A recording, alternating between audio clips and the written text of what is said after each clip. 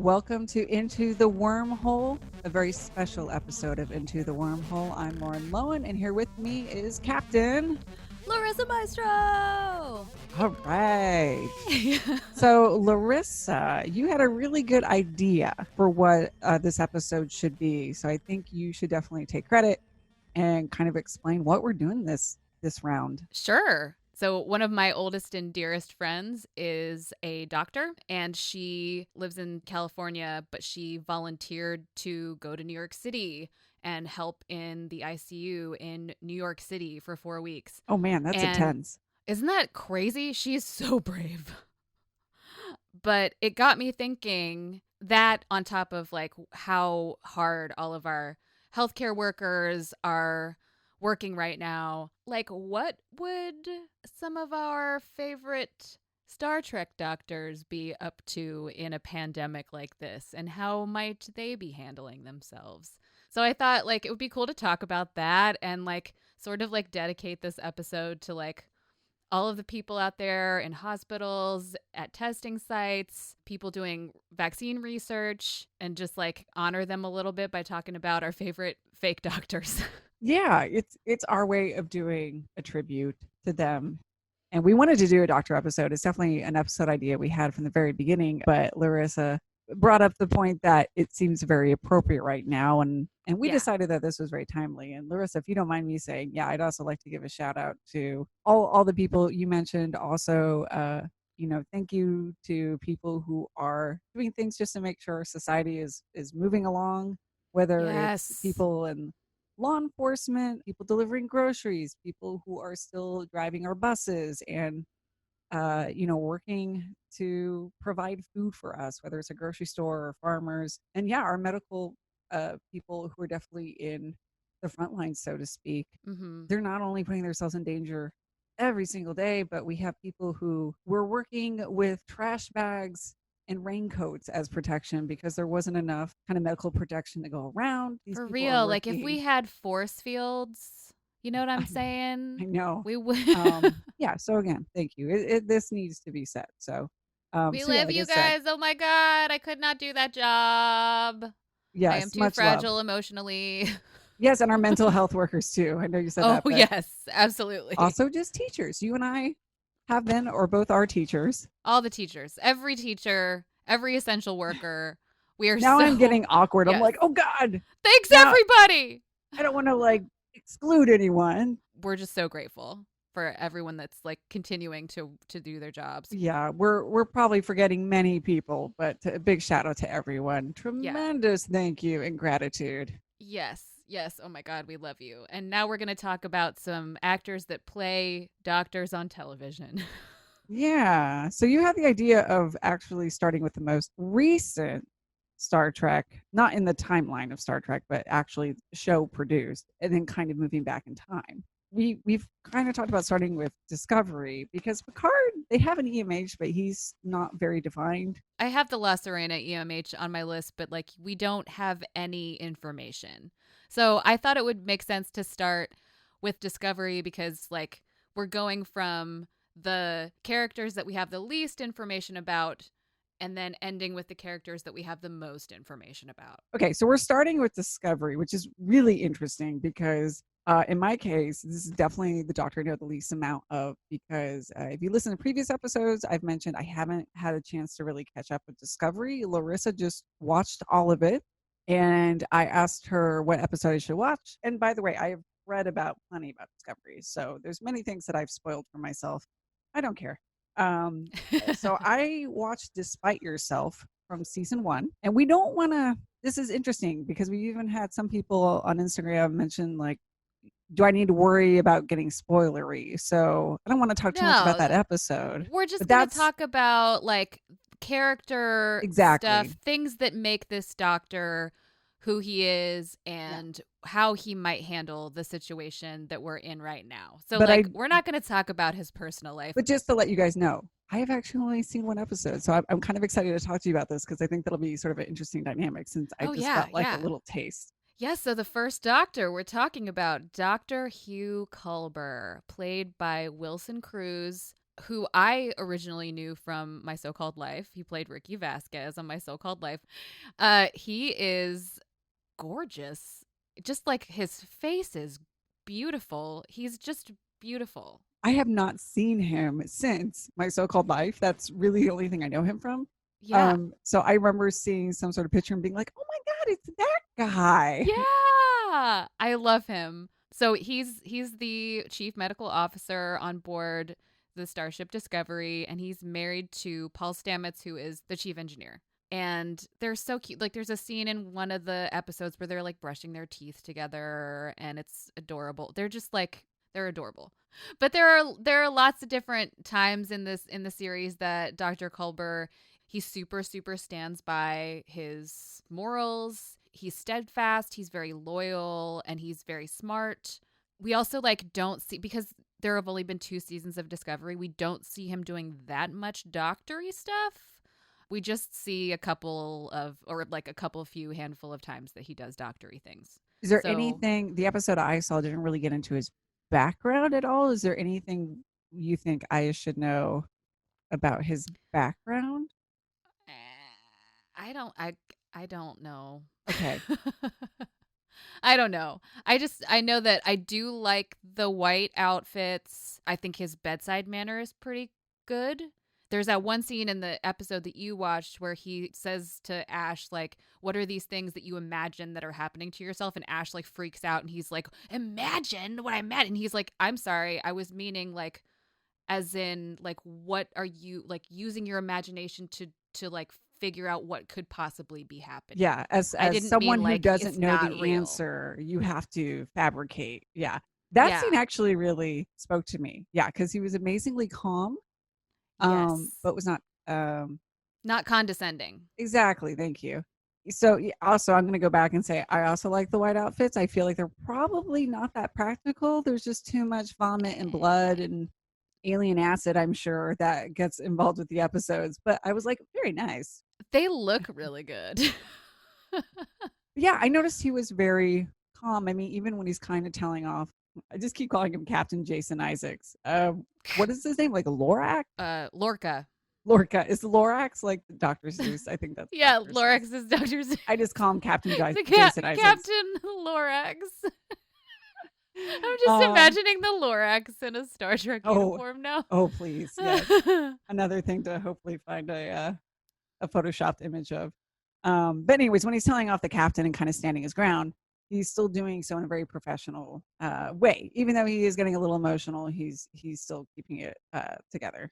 But Yeah, and I yeah, I mean in mean, that scene they're talking about his husband, so like of course it makes sense that he would get a little emotional, but he doesn't get like you're right. He stays very professional and yes. also calls him out. So I overall, again, I only saw that one episode to get a taste of him, but I saw him to be very calm. And yeah, I think his interactions with patients, like you said, with Ash was good. Yes, yes. There's also another scene where he's again like treating Stamets just for some wounds, random wounds, and they have an emotional conversation. And while they're having that conversation, like that's very emotional, he is just like going for it and fixing stuff. And Okay. so I was like, hey, like you can still do your job and be really emotional at the same time. And that is very cool.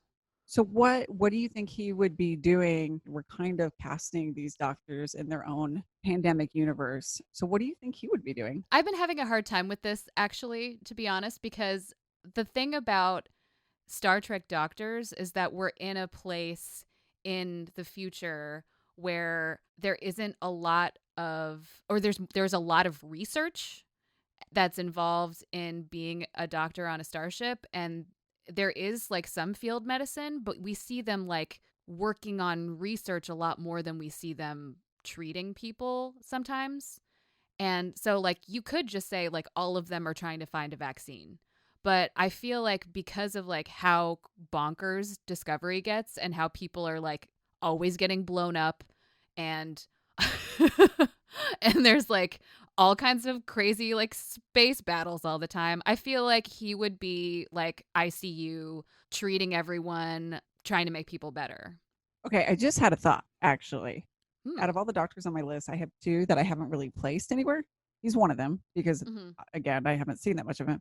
But when you said that, it actually reminded me of, in real life, one of the things we're talking about with this pandemic is the fact that it's not just about people coming down with COVID-19, but the resources and hospitals get overwhelmed with so many COVID-19 cases that when you have your car wrecks coming in, when you have your heart attacks coming in, we just don't have resources, space, or personnel to go to them.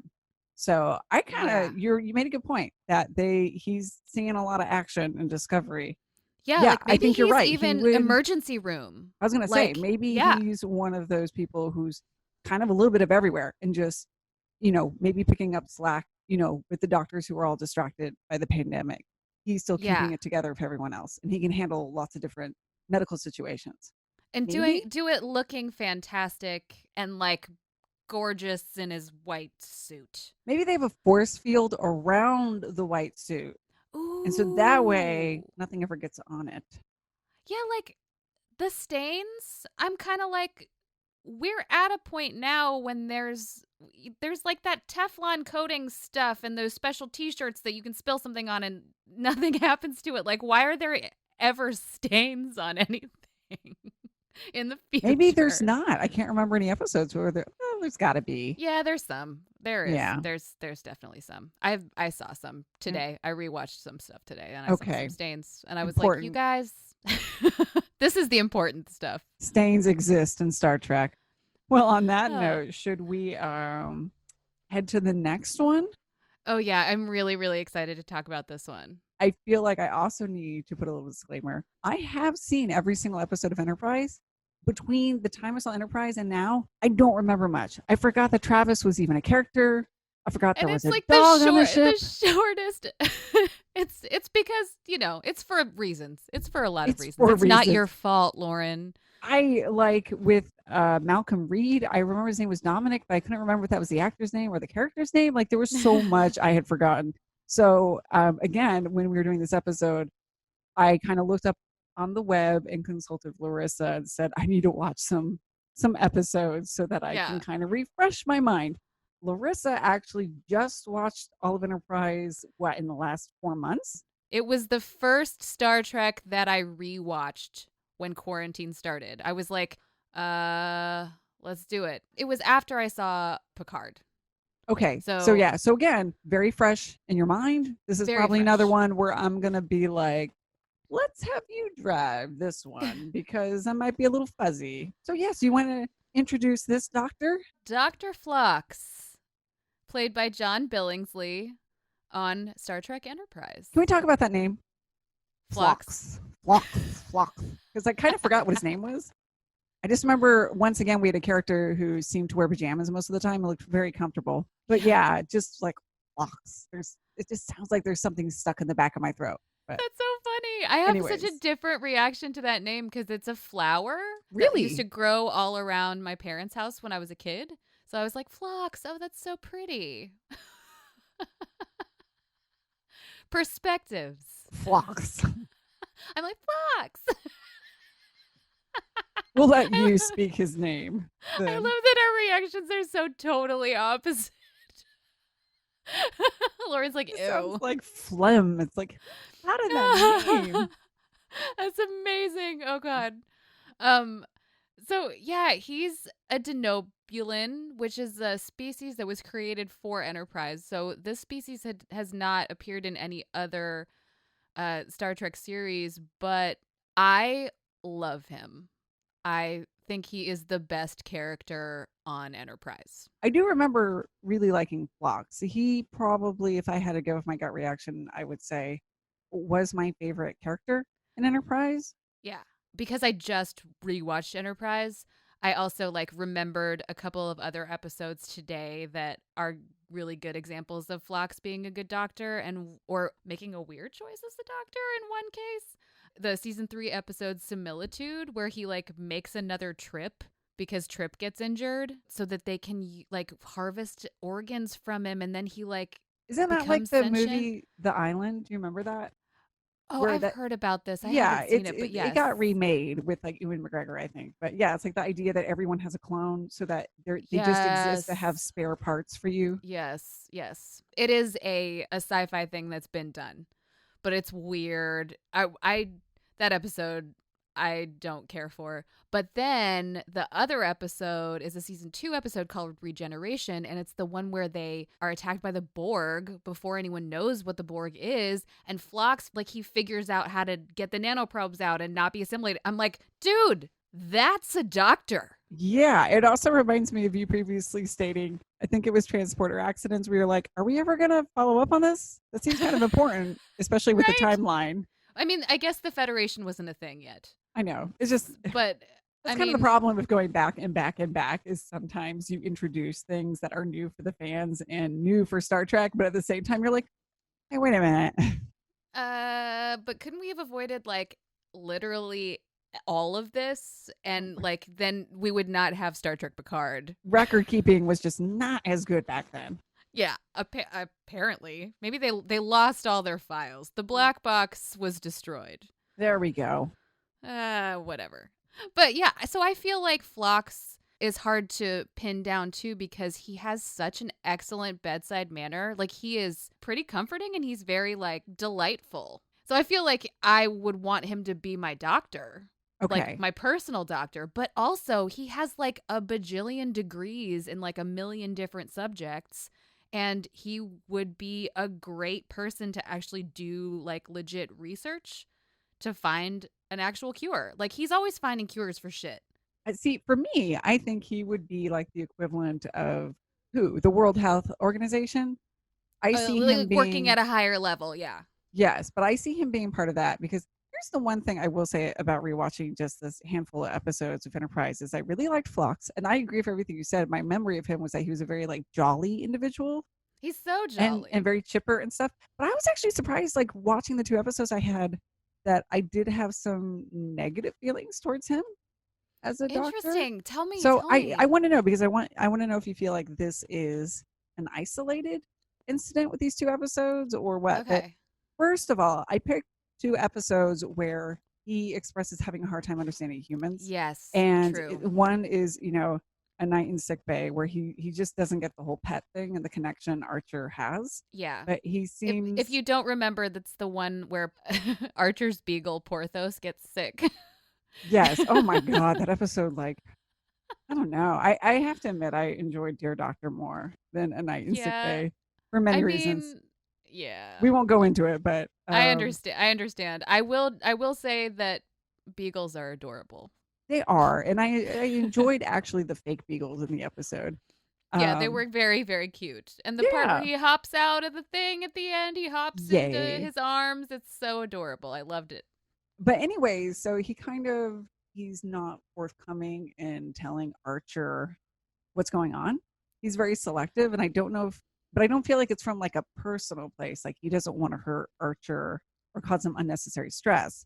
It just feels like he's in this place where your Phlox is just thinking, I'm just going to tell you enough to satisfy you so I can do my job. I was just surprised. I don't want to say he came off as cold, but I found that surprising. I didn't quite remember that. And then he also does that in Similitude. He does that with the trip with Sim. He doesn't tell him that there's some kind of experimental treatment that could keep him alive longer or something, and like he it just seems like he doesn't get that people want all the information. And then in Dear Doctor, what also kind of struck me as a little odd is I liked him very much as a person. He's like kind of got that relationship thing going on with the woman. They're seeing movies. It's cute. But when they actually go to the planet, I don't want to get us lost in an episode, but basically we find out there's 2 humanoid races, and the human crew of Enterprise think that one's being exploited, but he doesn't really see it that way. And he mentions, even he says, once again, I am perplexed by humanity's need to help others. And so it just made me, given that I knew we were going to do this episode, it made me really curious to think, I'm assuming in this fake world we've made up that it's affecting all sorts of alien species, not just humans. Yeah, right? that it's everyone. Yeah. Yeah. Yeah. So I think he'd All be researching. humanoids, Exactly. potentially. So I think he would definitely be cooperative. I think he'd be really helpful in research, like you're saying, but I think he would be part of who rather than, say, directly working with Starfleet. Like he's not going to be in an emergency room in a hospital. He's not going to be like working for Starfleet, aka the CDC. Like he's going to be higher level, doing more research than hands-on stuff. And maybe he's like a spokesperson or something because he's adorable. But yeah, I think you're right. Like I don't know. So I don't know. Have you seen the She-Ra reboot? I know of it. I've seen like, oh, like little clips, like commercials. Okay. Oh, I can't wait to see where this is going. I'm obsessed with it. So there's a character, she was a character on the original 80s show. Her name is Entrapta, and Oh, I she remember is, that name. yeah, on the new show she's a lot more likable. But she's like just like a power nerd, and she like does not read people very well at all. And she's just like, oh my God, excited about science. Like, this thing is so cool. I got to check it out. And like, doesn't realize that like everyone around her is like, oh my God, we needed you to do this other thing. Where are you going? And and Phlox kind of, I feel like, fits into that category in a way. Like he's more interested in like talking and like seeing what other people are doing around him than he is at like looking and seeing that everyone is quiet and watching a movie. Yeah, he's kind of You in a know, like he way, I doesn't want to get say it. like a little aloof, not in a careless way, but Yeah. just in a like he's observing things on a different level. And for me, it's more about an Enterprise. He is with like a human crew because of the exchange program. So it is supposed to be like a weird foreign experience for him. So of course there's going to be a little bit of like a cultural thing. So that just makes me feel like he would be working with some sort of organization or environment where there would probably be multiple species, not just humans. I just feel like Yes. that's where he would be strongest. Also, he would be the happiest in a place where he could just do a bunch of experiments. You know, feed his little animals and like take apart a genome and whatever. I do like him, by the way. It probably sounds like I'm being negative on him. It was just No, interesting going back to Enterprise and watching him. I am so taken with Phlox. I think he is such a well developed character, and I think John Billingsley is great in the part.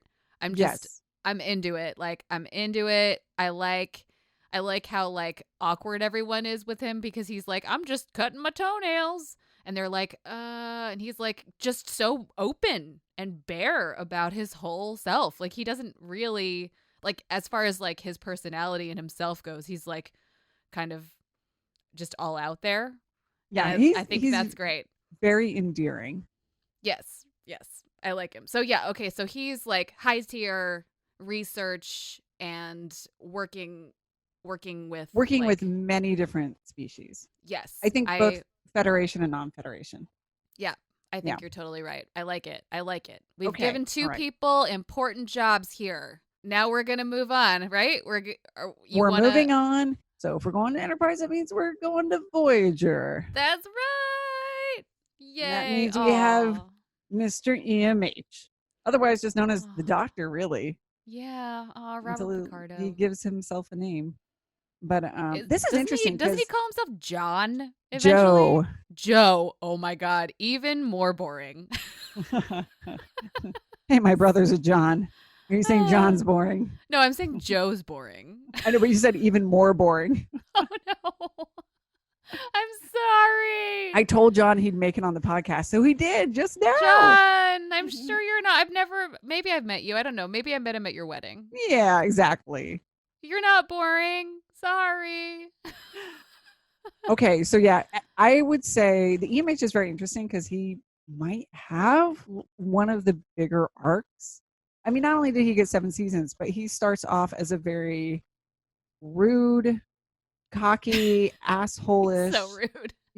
I mean, he's a hologram, so he's a piece of technology, and then he evolves into what I think is a really fun, warm character. Yes. So it's interesting because in my mind, I'm like, oh God, early EMH. Oh, he's played by Robert Picardo, who I will always remember as the cowboy in Inner Space with Meg Ryan, Martin Short, and Jonas Quaid. Have you seen that movie?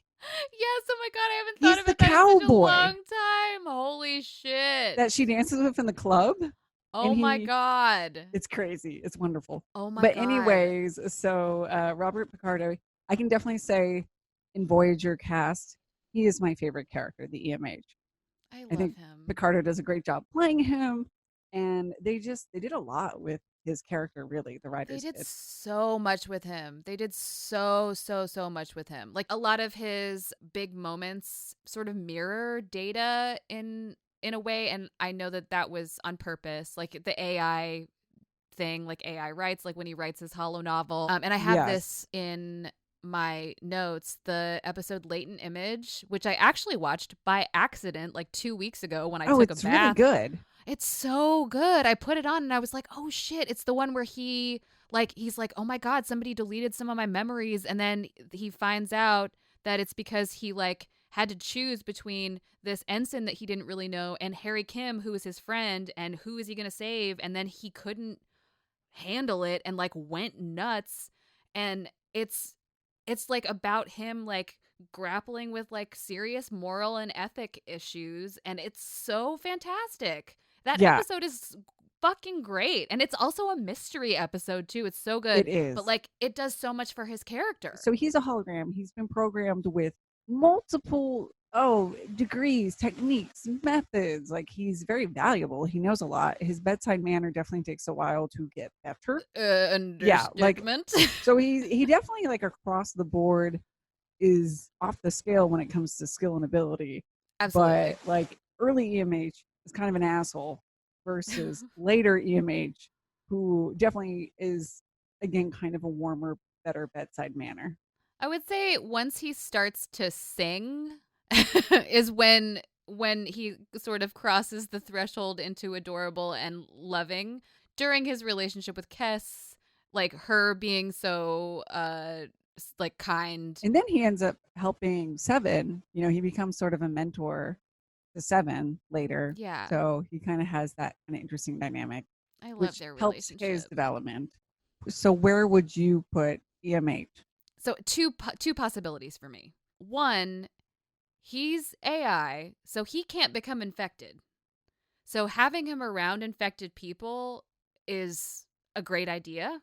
But also, I remembered that episode from season 7, Critical Care, when he was kidnapped and like ended up like fighting for medical equity on that planet where like Oh, only is that certain the one where people. he's abducted to like the really fancy hospital that only Yeah. serves the elite? I haven't seen that episode in a long time. Yeah, and he like basically like kidnaps like a high level like admin person and like infects them with a thing unless they agree to like let everyone have medical treatment equally, and it's like, you know, questionable morally, and he grapples with that later. He's like, maybe I shouldn't have done that. But he's got a history of like fighting for equity when there's that ship of holograms that are like fleeing from that Herodian basically death planet where they just like kill them over and over and over Yeah, again, that and one I he have like seen recently. so he's got a history of like fighting for equality. So it seems like he would be like making sure that everyone can get this vaccine. I feel like he would be making sure that like everyone has access to treatment. Also, maybe he would be like, hey, remember all of the EMH Mark IIs that are now like in that mine on that planet? Like, how about we liberate them and like actually have them practice medicine instead of. Oh yeah, So yeah. like I was like, okay, so this is a really great time for him to liberate the other Mark IIs. And maybe you can help me with this because my memory is a little fuzzy on this detail. When we're introduced to him on Voyager, is he a relatively new technology? I guess he is because we do Yeah. see Zimmerman. What's his like creator's name? Oh Is yeah, it Zimmerman. it is Zimmerman? Okay. Yeah. Yeah, because I remember he even has an episode in Deep Space Nine, which I really like. Yeah. Um, And he's in which one? Which TNG movie is it? oh, It's I can't is it remember. First Contact?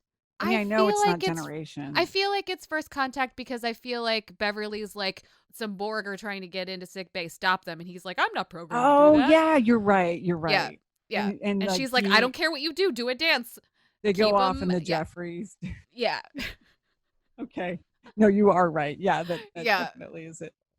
And he's great in that role too.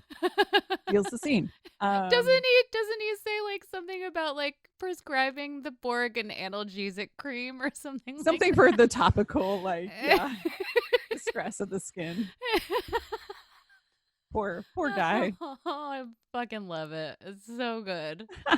I think I'm gonna also add before I get into detail my kind of idea of where he should be. We're going to assume that he's got the same kind of respect and privileges as he does at the end of Voyager. So, Yeah.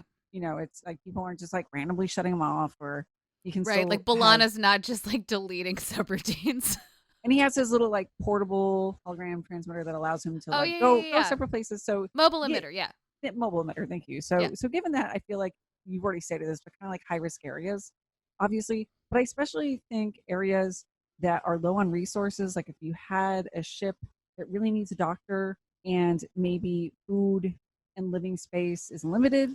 I mean, Mm-hmm. we're even seeing that in the news too. To go to the real pandemic, where there are still towns out there, especially little seaside towns or remote places where most of the year the population is low, where there's one doctor or this Yeah. little island off the coast, and that's it. And if that doctor gets infected, he's screwed, and the town's Yeah. screwed. So I feel like Oh, there are these so he's like the circumstances. doctor from Northern Exposure.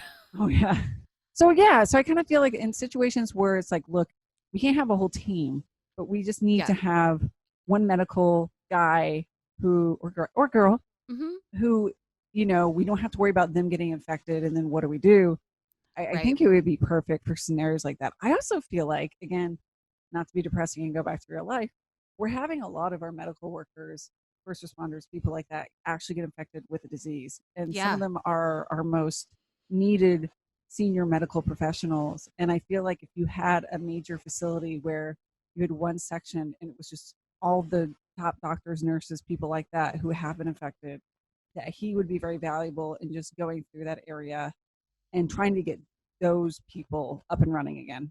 Yes. Liberate the Mark IIs. Send them to the places of need. Get them out of the mines. Let them practice medicine. I can't wait. I just wonder how many people who haven't watched Voyager ever or in a long time are like, what the hell is she talking about? Because like we literally only hear about it like one or two times. And then we have Andy Dick, Oh yeah, oh my god, I forgot about Andy Dick. who's like the more advanced EMH too. Oh my god. Andy Dick. Okay. I mean, imagine you're like a tiny little like coastal town with like a very small population With and you Andy get Dick. sent Andy Dick. Oh my gosh. Oh my god. Oh god, He was there's a TV competent, though. show. He was competent. He was a total asshole. He was, yes. Oh my god. Like it's like make that show. I would watch that show. The new Oh my CBS All god. Access show. The They're new giving Star- Seven and Andy Dick EMH2 their right. own Oh show. god. Oh my god. Amazing. I love it. Also very dumb. Oh man, we needed that in our very first episode of worst fake episodes. Yeah, we Yeah. should do another one of those. Another short episode where we just talk okay. about like worst fake More episodes worst with episodes. Larissa and Lauren. I mean, yeah, so I feel like we're good on Yeah. EMH. Like I agree. I'm happy with where we landed on that. Okay, so then we're going to Deep Space Nine Ah, yay! to Dr. Julian Bashir, played by Alexander Siddig. Although I feel like lately, whenever I see him interviewed now, he's going by Siddig El Fidel, which is kind of his real name, right? Alexander Yeah. Siddig was mainly for acting purposes. Yeah. I mean, it's kind of normal for actors with non-Western sounding names to Westernize their names for the screen because people are worried that nobody's gonna be able to pronounce it or remember it or whatever. So Or they'll I just make understand, like, assumptions on them based on their name. exactly. Yeah, if they're not Or named Paul or something like that. racism. Yes. So I'm going to call him Sid. I saw a Yeah. recent interview and he was kind of just, they were calling him Sid. That's what I'm going to call him if I refer Oh to my him god, as I his love real that. name. That's really cute, Sid. Because But his true name from Wikipedia is like so long. yeah, It's very long. yeah, it's It's one of those very things where it just impressive. keeps building and building and building. Julian. Okay, so yeah, so Julian Bashir, who we talked a little bit with when we talked about The Wire, and Yes. he's another one who very early was a little different. You know, he had a good arc, but especially in the beginning, it wasn't so much an arc thing or a character thing, but it was about the writers. I guess they wanted him to be like the hunk, and so that's why he was always running after girls and kind of he's Tiny kind little of skinny hunk. I know he's. I found out from an interview he was Jake Sarah Clofton was interviewing him, but he had a padded suit to fill out his chest. What? Yes, because he was so scrawny. They had to pad his chest. He wasn't the only one. Apparently, the early TNG days, apparently Brent Spiner needed one.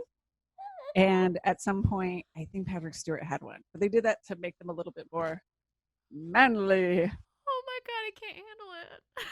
But they cast him thinking like, okay, he's going to be the heartthrob guy. And then after a couple of seasons, they just realized that's not working. Let's stop. And so you made a good point in our last episode that they allowed Julian Bashir to just be a really kind of ambitious doctor character and let him do Yeah. doctory things. I Let mean, him I'm have, not saying he's not hot. he's cute. hot. He's a good looking older man, by the way. Oh my god, his gray and his beard. Yes. He looks good with a beard. I'm love it. I love it. I love him. Anyway, sorry. No, that's okay. We needed to say that. About how he's hot. But anyways, yeah. So but I think a really important thing we should point out is that we find out later in Deep Space Nine that he has been genetically modified. I forget if they use another term. Genetically altered. Yeah, I can't remember. Basically, they did the procedure that kind of got when they had Khan and the Oh yeah, it's some eugenics shit. Thank you. Eugenics, and they outlawed all that, but some people were still doing it on the sly. You know, maybe you have good intentions. In Bashir's case, his parents did it because he was having trouble at school. He's always been pissed about it. Yeah, because it wasn't his choice. Yeah, like and he's he like, didn't get "Great, to, you guys thought I was broken," but he does. You know, at the end of the day, he does. Thanks, have this, Mom. Thanks for loving me. I shouldn't say it that way. I mean, that's there's definitely some ethical issues. But like so I think one of the things to point out is Bashir does have a super brain. Yes, absolutely. Super brain, super body. Also, like, you know, padding. That needs padding. Still, I'm never gonna get over that. I still don't care though. Oh my! I will take all 80 pounds of him. So we had a comment on our Instagram from Sarah emphatically that Julian and his genetically enhanced friends from the Institute would have solved this problem in an hour and then treat us to some hijinks. And I had like almost the same note written down that he and his gang of friends, who are all very smart and weird, and one very horny for no reason. Yeah, who's named Lauren. My name gets used once so far that I know in Star Trek, and it's her. She's just like very smart and really horny and always just like writhing around on a settee. You know what? She is comfortable. She always does have like a chase lounge or something. I mean, she's always horizontal, and I do have to admit, comfortable. There is a comfort level that I definitely appreciate with her. But yeah, like they would just like figure it out. They would just. You know, but they almost. I've seen those episodes recently. Those episodes are weird. A side note. Those episodes did not age well. No, they did not. You watch them, and I remember. I think my mouth went Oh yeah. Oh my god, I was Yeah. cringing. So I think they come off a little dated as far as representing some Yeah, mental health. mental issues and Yes. kind of simplifying them and maybe stereotyping them. And I was just like, Oh yeah. Like the premise is interesting, but the way that it was executed was eh, like I said, not it's just not dated. so Like yeah. just knowing what we Yeah. know now, it's kind of Yeah. like, oh, hmm. Yeah, Um, maybe not. Maybe not. But so there's army of nerds potentially, and then also like massive brain. But he also like chose DS9 because he wanted to do Frontier frontier medicine. medicine. I know. I have the same thought. Okay, do you mind if I Yeah, jump in? yeah. Jump I'm going in. to jump Go in for because it. this is what I wrote down for Bashir. Yeah. So for Bashir, I wrote down should be researching vaccine with superbrain. Probably would search out hotspot hospital to work in because of this desire he expresses to do frontier medicine. I think Bashir wants to be in the thick of it. Again, he's very ambitious, especially in the beginning of Deep Space Nine. He's a little naive. Mm-hmm. He kind of romanticizes it. Yeah. Yeah, and I think that romanticism does evolve by season 7. It's more about a good need to help out, it's a healthy Yeah. need. So even though I want to say put him somewhere with the think tank people or really smart people and just have him nonstop research a vaccine, I think he would choose to work in the hospital or medical facility that's in the worst shape. And he would be like, put me there. I want to be there. Yeah, he'd be like, I want to go to Wuhan.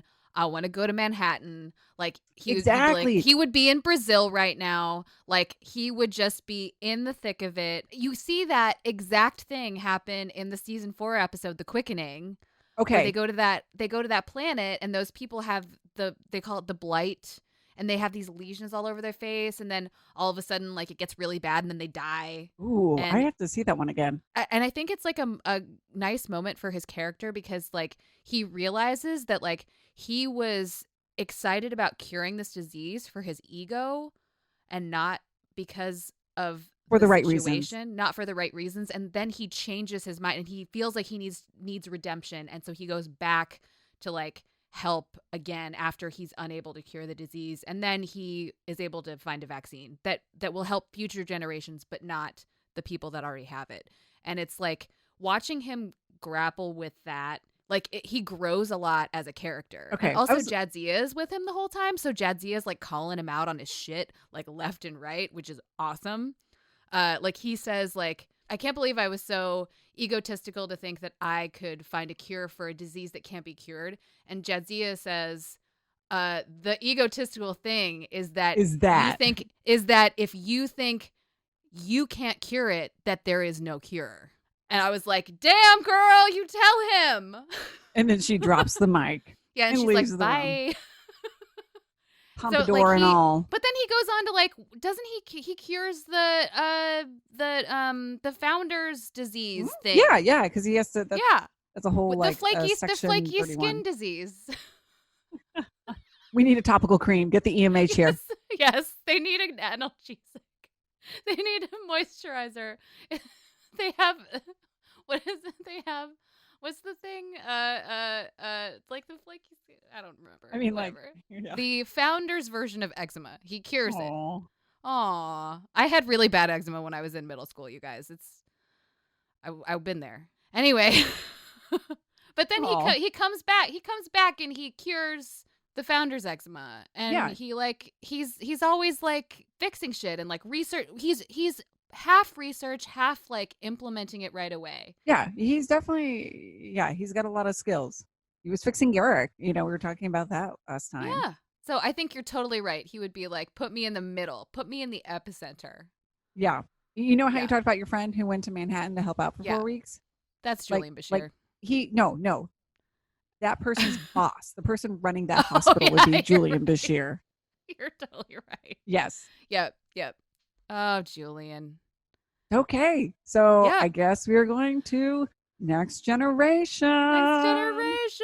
And we have 2 doctors to talk about. I know. I have notes for PULASKI. I did not forget about PULASKI, but I know Bev is your girl. So I Bev's think my girl. You should start this one. Ugh, Bev. I don't have to say it again. I said it last time. Everyone knows how I feel about Bev at this point. But I feel like Bev would be an advocate. I feel like she would probably want to be working the front lines, but I feel like she would be like a great Anthony Fauci. You know what I mean? Ah, Like, I okay. feel like if she was the person that was like, wear your masks or I'm making you stay in your quarters, people would be like, okay, Bev, She is a mom. So, I she mean, is a mom. we Yeah. actually have other parents that we've already talked about. Phlox has kids and Yes. stuff like that. Yes. But yes, But we we never know see Phlox interact with his kids. We exactly. see Beverly interact with her son a lot. She's going to be like, I'm counting to 3. And by the time I get to 3, you are all wearing masks or you are quarantined in your quarters. You're grounded. 1. Yeah, see, for real. Like, I feel like people would feel comforted by her. I feel like people would trust her and listen to her. I feel like she would be great for that. I have to admit, Crusher is the other one on the list I don't have a spot for. I have a big question mark. And that's because I think there's not just one place that really stands out.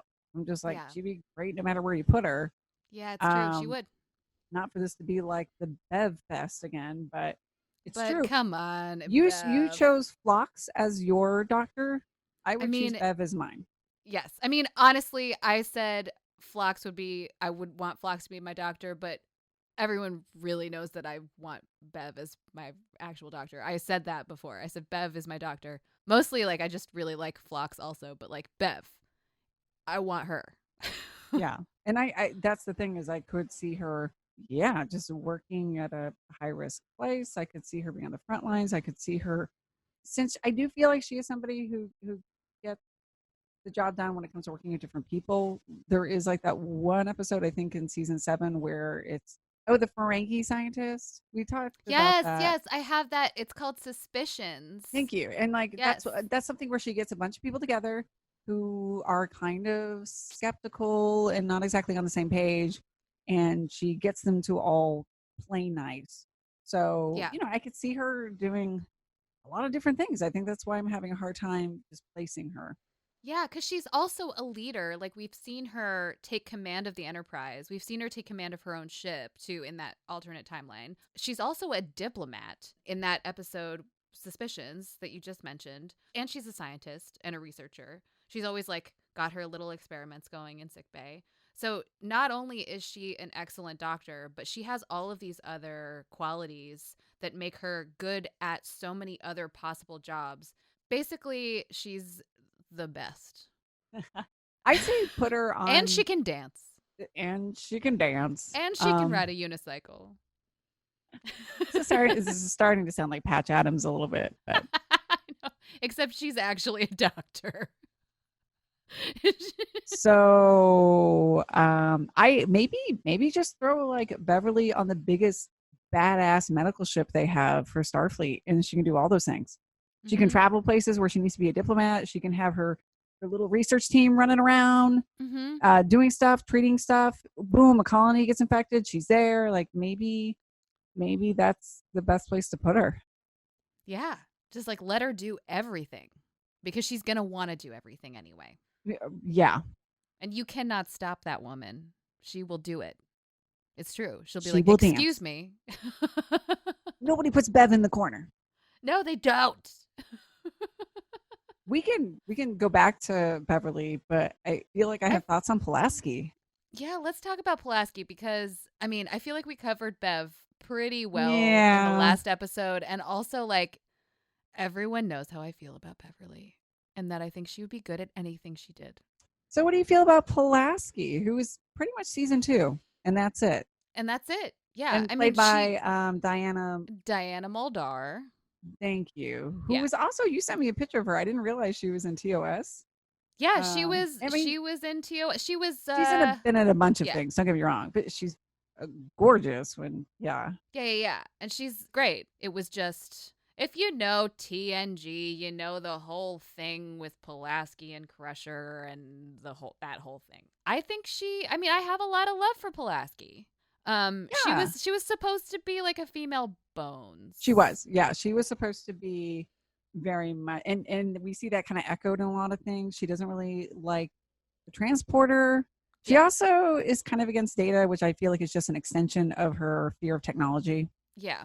Yeah. That's the only thing I with her I kind of don't like is her constantly ribbing data. Sometimes I'm like, Pulaski, come on, Say his name stop it. correctly. Like, stop mispronouncing his name all the time. Like, come on. That's not his name. I feel like I have grown to love her as a kid. I think I absorbed a lot of the Star Trek community's like anti Pulaski stuff, Yeah. and it was very much like, yeah, I don't like Pulaski either, meh. But re-seeing some of her episodes, she has some endearing moments, and I mean, not only is she a good doctor, but I appreciate her directness. She's never as I feel like as grumpy as Bones or abrasive as Bones. Yeah, she's not nearly as adversarial. Yeah, yeah. So I feel like she can still get along with people, but I like her character more as uh, Yes. as I grow up and watch these episodes more and more. Yes. I agree 100% as well. I have a few episodes that I made a point to note, and one of them was her very first episode, A Natural Selection, where she Ah, I've seen that one recently. yeah, where she like basically is willing to sacrifice herself on this planet where she's got this virus that's making her age very rapidly. She doesn't actually solve that problem. Data solves that problem, but it is a test of her character in a way. Like she's proving that like she is a good person, I guess, basically. And it shows her dedication as a doctor, I think too. Yes, absolutely. And then also the episode, which also happens to be the same episode with the Packlids, Samaritan Snare. Oh yes, yes. Is that Yeah. the one with the game? Oh no no no no! That's Oh, the wait. one where they're like, they kidnap Jordy because they're like, we need to go fast. Oh, We find things, make us we need go. strong. Okay, I have seen that one Yeah too, though. That's why I yeah. got them But confused. that's Yeah. the one where Picard and Wesley are going because he needs heart surgery, and then she ends up actually doing the surgery at Starfleet Medical anyway, even after he was like, I don't want you to do it because I want to keep my crew away from this personal thing that's I'm happening. Because Picard, Picard, Picard. I'm just gonna Picard because Picard. Oh God. But yeah, she's a good doctor. She takes care of her shit. She's also like I feel like because she's modeled after Bones, she's like that kind of doctor that's like I can make a splint because doesn't she does that in an episode. Yeah. She like makes a splint and she's like this is how you do it. What do they always described Bones as like a country doctor, I noticed. Yeah, yeah, And I feel like she has that vibe too, yeah, where she knows all the fancy stuff, but yeah, like yeah, she can MacGyver it. Give her some gum and a paper clip and yeah. she's set. Yeah. I feel like in that way I could see her going back to her hometown and being a doctor in her hometown. You know what I mean? In that sort of way. Or like I could see her in ICU. I can see her in a place that needs her and wanting to be in a place that needs her. Yeah, like and again we're seeing that with whether it's like small beach towns that normally don't have as many resources, like again have like 8 hospital beds and a very small team. So you kind of see her as like someone doing that. Okay, Yeah. that's actually a really Yeah. good point. Like she can do a lot with fewer resources, Yes. probably. Here's Yes. another possibility. I actually think she might be the head of Starfleet Medical during all this, which I know a lot of Ooh. people are probably going to be like, "Whoa, wait, she chose Pulaski," but I just think she's got a cool head. I actually do Yeah. think she's good. I mean, yes, like I just talked about how like she picks fights with Data, but I think she definitely has enough gumption and confidence to not only talk to people but work with people. So I just Yeah. think she would be a good person And if delegate yeah, responsibilities. Yeah. exactly. And I think she would be the person who would be that contact person between Starfleet Medical and whoever needed to communicate with them. But I think she actually might be running that show. Interesting. Like I can see her in administration as well. Yeah. There's something Ah. about Pulaski that I feel like, even though Beverly's the mother, Pulaski for me always felt like she would be a good mentor, or like, this is weird, but I could see Bashir and Pulaski getting along really well, because Bashir is kind of Ah, over enthusiastic. Like, he seems like the person who would be maybe a little bit of the suck up or the teacher yeah. pet a And she little could bit. be like, "Oh my god, kid, calm down." But she would also probably find it like kind of endearing, I think, Yeah. and could work with that dynamic. Like, she'd be like, I get what you're about, I can handle you. But I feel like when I think about all the other characters, I feel like she could get along with everyone, which makes me feel like she would be a good role, or Yeah. a good person for that role. I So it's like interesting it. because we have one possibility that's very like small world, and then one that's very big world, but both equally important. Yeah. Ooh. I like it. I'm into it. Oh god, we're at the final one. Oh The my big one. gosh. I This is the big know. one. You want to introduce this one? Dr. Leonard McCoy, Bones. aka Bones. Played by two actors who technically we could consider these two different characters because they are kind of different, but DeForest Kelly and Carl Urban in the Kelvin timeline. I am focusing my thoughts on DeForest Kelly, Yeah. I and have not so one thing to much. say about one scene in Star Trek Beyond, but other than Okay. that, only DeForest Kelly. Yeah. I did that mainly to simplify things, because I'll be honest, like, even though I've seen TOS, this was another thing where I think for efficiency, I had Yeah. to kind of pick one. Yeah. And What did you so, choose? I'm interested yeah. to Well, I know. told you I did Amok Time, because Mm-hmm. here's the thing, like, we only have 2 seasons of TOS, right? Yeah, there's also not that much, but also I didn't watch Yeah. any of the movies either. Okay, because so that's the thing. It's like we only have 2 seasons. Now you look at any of the other Star Trek shows, and there's definitely like, this is a Riker episode, this is a Harry Kim episode. They have things like Yeah. that. And then TOS, it was more about like Kirk and Spock, or the three of them. Yeah. Kind of the big three, Bones. So Amok Time, I did because that was a good episode for all three of them. And then I also watched Immunity Syndrome, that shows Bones and Spock kind of butting heads a little bit. And then I Ah. decided, screw it, I'm going to see Wrath of Khan. So I wanted to Nice. see that. And then I just saw, for fun, Search for Spock, the third Star Yeah. Trek movie. Yeah. I just decided I I've needed to seen do both that. of those movies in the past year. Mainly because I So, was like, screw it, I want to see Christopher Lloyd as a Klingon. oh my god. Um, Oh my god. so yeah, so those are the things that I watched, just to kind of, again, like with Phlox, like to give a refresh. Yeah, I watched Miri. It's the Yeah. episode where they go to that planet and like all the adults are dead and there are just children running around. But Oh yeah. when when they get into puberty, they get all those like skin lesions everywhere and like. So because I wanted to watch something with him actively trying to find a cure for something. Trying to doctor, as you put it. Yes, yes. Yeah. And I also watched Mock Time, and then I watched Operation Annihilate, which is another episode where he's like Ooh, trying to find a cure. It's when Kirk's brother and sister-in-law are both killed by those like flying sort of, they look like stingrays. I haven't seen that one in a long time. Oh, and then there's also that one scene in Star Trek Beyond where Spock and Bones are in that shuttle and they crash, and Spock has that like piece of shrapnel in his stomach, and then Bones like makes that thing out of scrap metal and he pulls out the scrap metal and then like closes Spock's wound, and like the whole thing is like, again, similar to Pulaski, like him being able to like figure something out, like MacGyver something from nothing. Very resourceful. Yeah, because he's resourceful. Like he's using like in Miri, he's using like an antique microscope, and Spock's like, that thing's weird, and Bones is like, it works, doesn't it? I mean, he's such a like, what a grump, man. Like he's Oh, I forgot how grumpy he is. so mad all the time.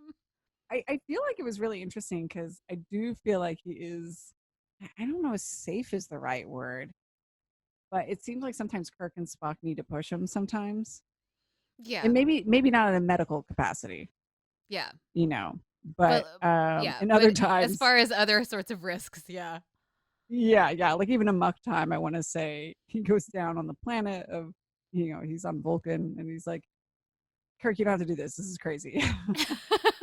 This you is know. And insane. He's always like, why would we leave the ship? Why are we doing this? here's what You guys are crazy. I really do like Bones, and this is how I feel about him most of the time. Is he is that character in the buddy cop movie who's just like 2 days to retirement, He just like really is. constantly You're so rolling right. his eyes and being like, oh, here we go again. Yeah, but then also like really But he's pulling his weight and doing a great exactly, job. Like and he's an he's just awesome complaining doctor. about it the whole time.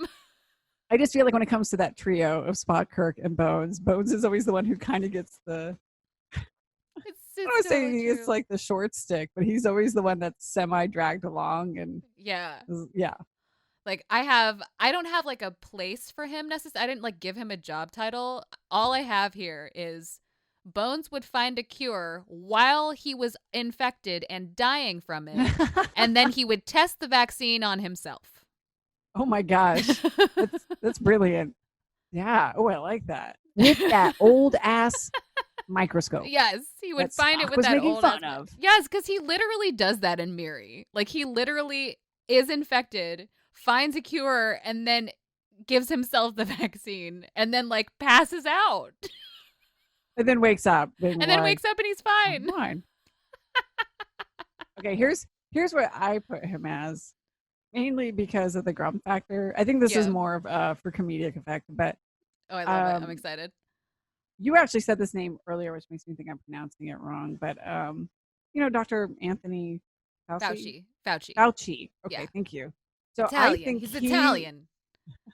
I think Fauci. he would be Dr. Anthony Fauci Oh, you in think this. he would be Fauci? I do. I was like, This is I why. think Beverly would be Fauci, and you're like, I think Bones would be Fauci. This is Interesting. why I have a completely different logic to this, though. I love Because wherever this is going. I love it already. Bones, I think Bones, unfortunately, because he's usually grumpy and kind of eye rolling what's going on around him. I think what would happen is that he would be put in the position where he is the person of medical expertise trying to explain it to everyone who's not, and people would not be listening to him, and Bones would just be super grumpy and eye rolling, and every night just like going home and having a glass of whiskey.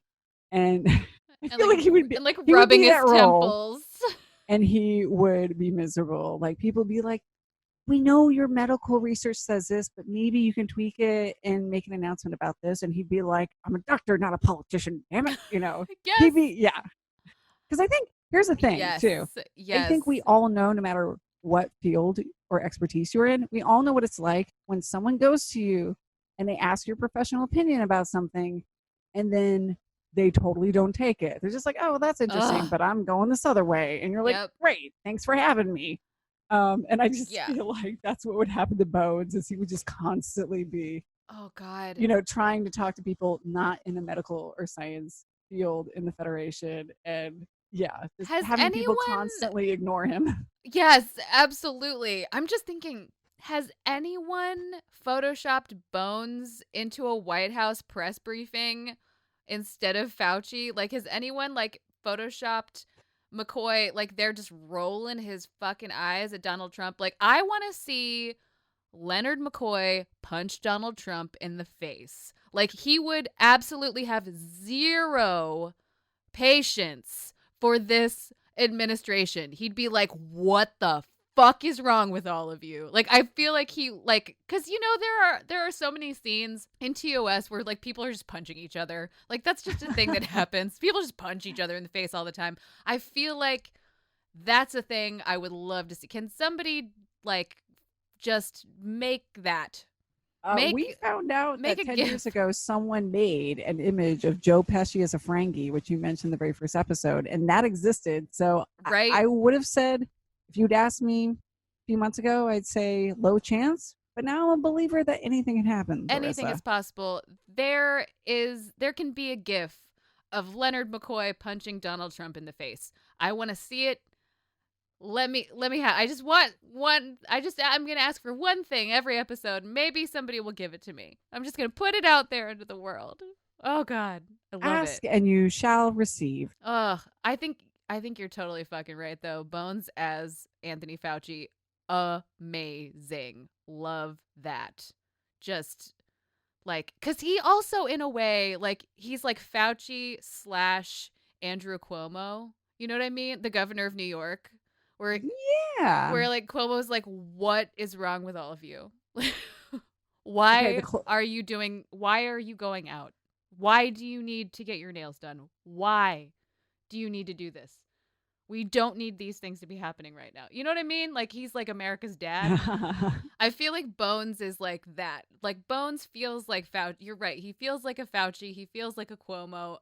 I'm like, right. he's He'd be like, smarter. don't make me close those beaches again. I can't remember who said this. I feel like it was probably like Stephen Colbert or someone was like, Andrew Cuomo is America's dad, and he is going to turn the car around if you don't start to behave. Like, that's Bones. I know. Bones is like, I am going to turn this car around right now, Jim. I do like your answer though too. Yeah, I mean, that's a very specific moment in time. Okay. So like maybe he still is, but he then like that's is before or infected after this episode. Yes. For Bones. Yeah. Oh, so God, everyone I think is like very happy in their position except Bones. Yeah, but Bones wouldn't be happy anyway. He's never happy doing anything. Especially in a crisis. He's always mad because somebody's always doing something wrong. It's fine. That's who he is. Right, yeah. That's who he is. We don't have to feel bad for Bones. He's doing just fine. Oh God, I love this. I love everything that we've said about all of these things. I love it so much. I do feel like we need to shout out to support staff though. Okay. Like, I want to shout out to Christine Chappell. I want to shout out to Kess and Tom Paris. I want to shout out to Alyssa Ogawa. Like, our nurses. My notes here are just, for Tom Paris, just tell him that all the planes are grounded and he won't be a little bitch about it. And then he'll be a great nurse.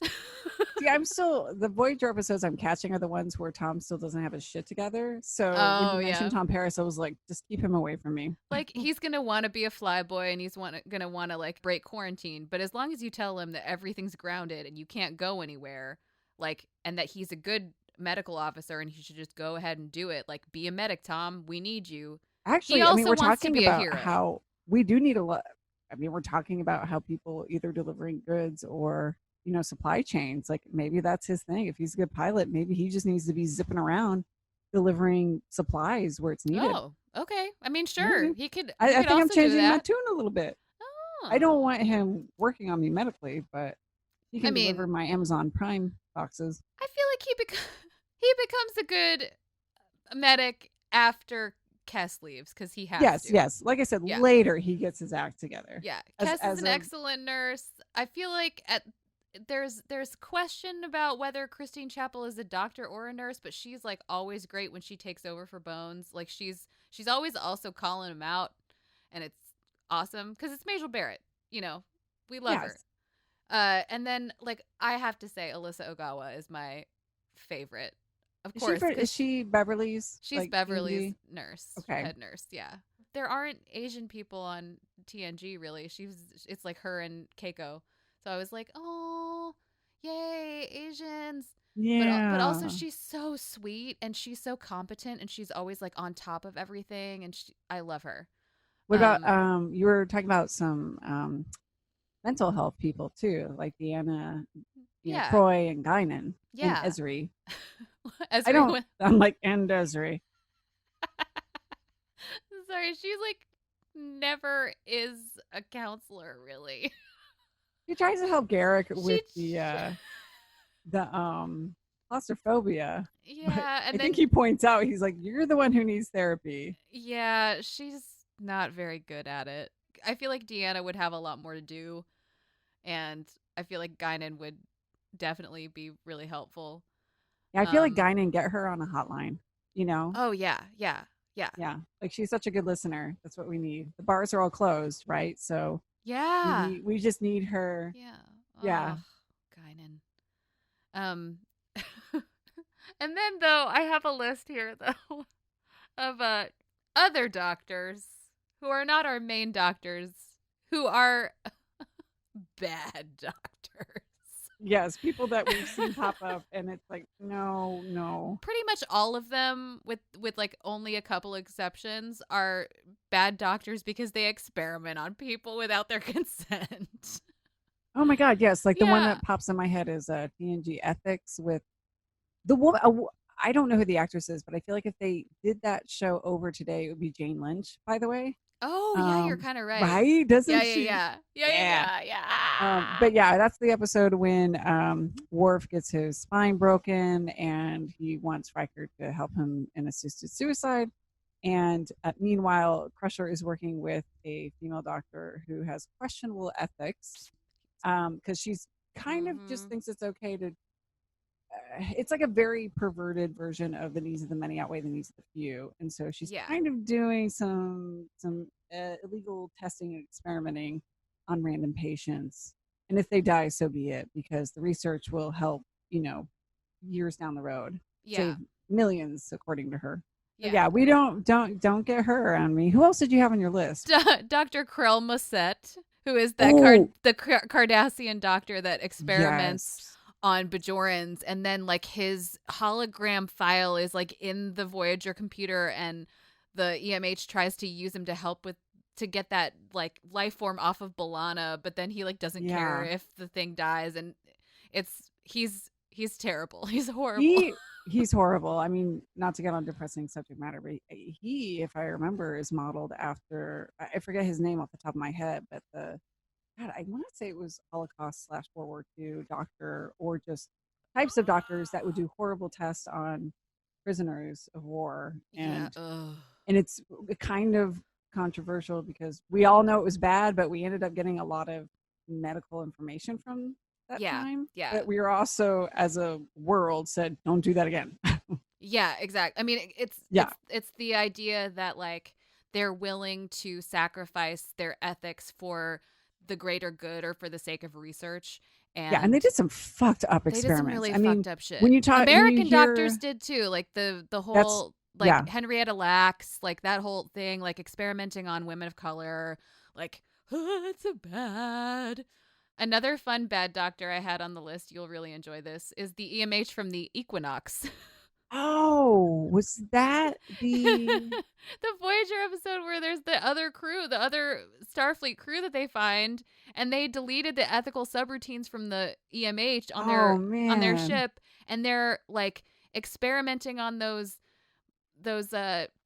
aliens from like another realm, kind of, because they can like fuel their engines to get back to the Alpha Quadrant faster. It's like Oh, so basically he's like just a like evil what mad would have been. scientist. It's like, yeah, he's just really bad, and he's scary. Like, I feel like Toby Russell and Krell Mossett would be like experimenting on people like that have the virus, and like, Ugh. yeah, it would be bad. They would just be like destroying a lot of people's lives. I feel like we've gotten through everybody. Yeah, we got to spitball some ideas. Again, I'm curious if you, listener, have thought of something we haven't.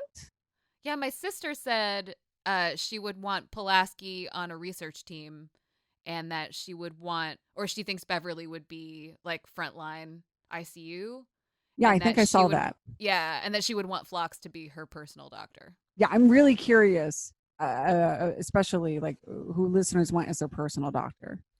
I'm actually gonna say probably Bashir. Yeah, Yeah, Bashir is because yours. again, super brain, and Yeah. even though I prefer older Bashir, like yeah, I'll take care of Bashir. Cute. I mean, I'm sticking with Bev because if I had to pick one of these people to put a swab up my nose, Oh it would be gosh. Bev. It would be Bev, y'all. That would be Bev, just because if I think Bashir is cute, I think it would be embarrassing to have that happen. Yeah, So, yeah. I trust yeah. her, and I'm not Choices. afraid to be vulnerable with Beverly. Exactly. Exactly. I would probably be worried about like what my hair looks like and stuff. Right, right. I mean, whew, This is a very superficial right. answer from And me. but also I feel like Bones would be like, it doesn't hurt that much. Oh God, yeah. I mean, I love Bones and he's a very capable doctor, but he would probably be the last one I would want. Right. Bev would be like, it's gonna be okay. She'll make you a sandwich, like we talked about in the last She'll episode. make me a sandwich. She'll make me a cup of tea. She'll get me one of those blankets that just like looks like aluminum foil.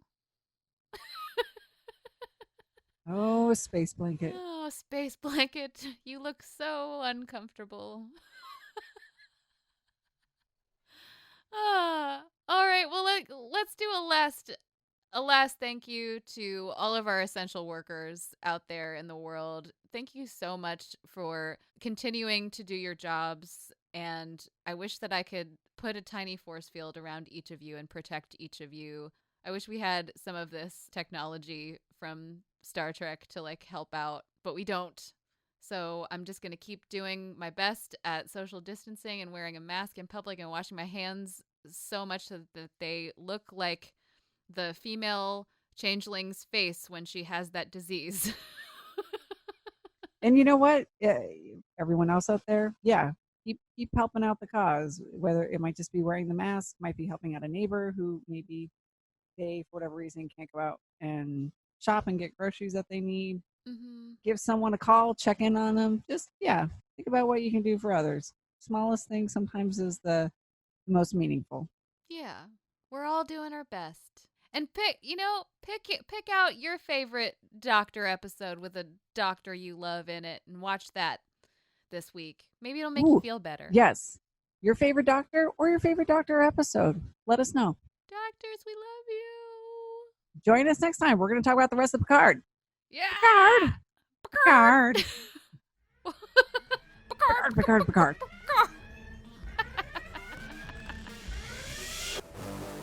Find us in the collective at intothewormhole.show, on Instagram at intothewormhole.podcast.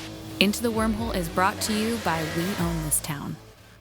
You know what song I have stuck in my head? Because it was from Patch Adams. It was. I won't do it to you. I won't. I did it to you last. I did it already to you last time. Been a long time.